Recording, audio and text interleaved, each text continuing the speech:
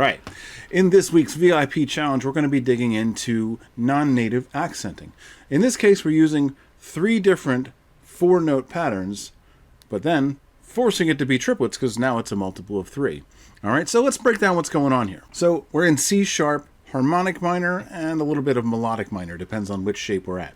But what I'm using is basically the 3rd string, 2nd string, and 1st string, just using the 3-note per string pattern, and basically doing a simple sequence called 1, 3, 2, 3. So low, high, middle, high. And we just move across the strings in order. So 3, then 2, then 1. Okay, so when you're practicing this, you might want to actually dig into it as just 4-note patterns, not really worry about the triplet accenting until you can kind of get your hands just moving the way you want to. Just do it as kind of like 16th notes in 3/4. 1 E and 2 E and 3 E and okay. And honestly, just practice just one shape at a time, because I'm actually doing 4 different modes, but I'm actually doing something different on the 4th one. But just doing that,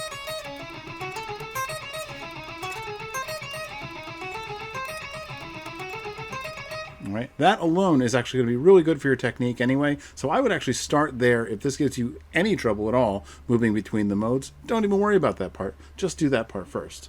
All right, so what we're doing in each case, right? What kind of worked out nicely in this, and it was a total accident, but the last note that you play in one mode is actually going to be the first note that you play in the next one. So we're actually going to jump down an octave. I'm telling you this because I personally find this a lot easier to kind of keep track of where I am. So at least I can get my hand over there, because there's a string skip too in order to start it. If you can just picture what an octave looks like, going from the 1st string over 2 strings and down 3 frets to the 3rd string, you can at least kind of get your first finger to where it needs to start. All right, and so we're going to do the same thing from the 2nd mode here. Now we are on the D sharp. All right, this is the 2 of the scale. This is where I actually switch from harmonic minor to melodic minor. So we're actually going to move up a fret to 9. It's 2 whole steps on this string.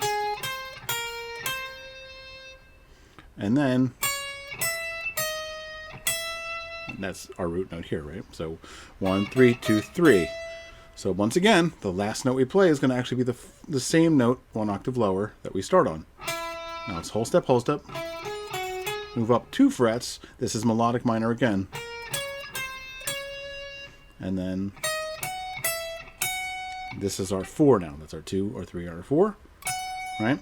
So then we're going to go down an octave again, and this is where I decided to just change it up entirely, and I kind of found a neat little chromatic passage that hints at the harmonic minor scale, which is from the 4, throwing in that, not really blues note, but it's the sharp 4 or flat 5, 5, the flat 6, move up 2 frets, and it's just 4 notes in a row here again. This is the raised 7,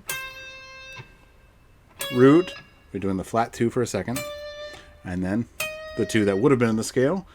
Bring your first finger down to the E here, and it's just going to be, that's your minor 3rd, major 3rd, 4th, sharp 4th or flat 5th, and then we're going to slide up to a final note.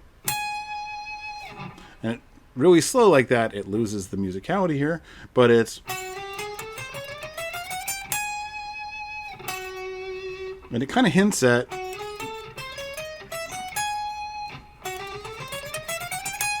so it's kind of harmonic minor with a bunch of passing chromatic tones in between. That was all worked out so that I could still do 4 pick strokes per string on 3 strings in a row and still have 12, so that I can keep the triplet accenting going. Let's break that down, and I want to see what you guys can do with this. Post your highest speed for this in the comments. So let's take a look at that one last time.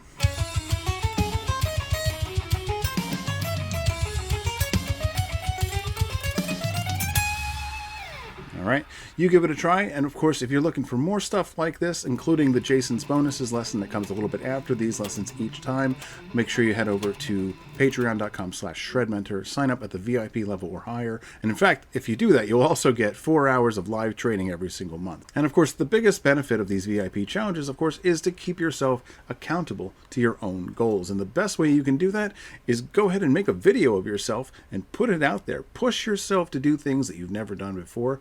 hopefully these challenges, when I present them every single week, are going to give you at least some of that. But a VIP membership at Shred Mentor is a great way to keep your training on your terms and keep you pushing yourself forward nonstop. So click on the link in the description.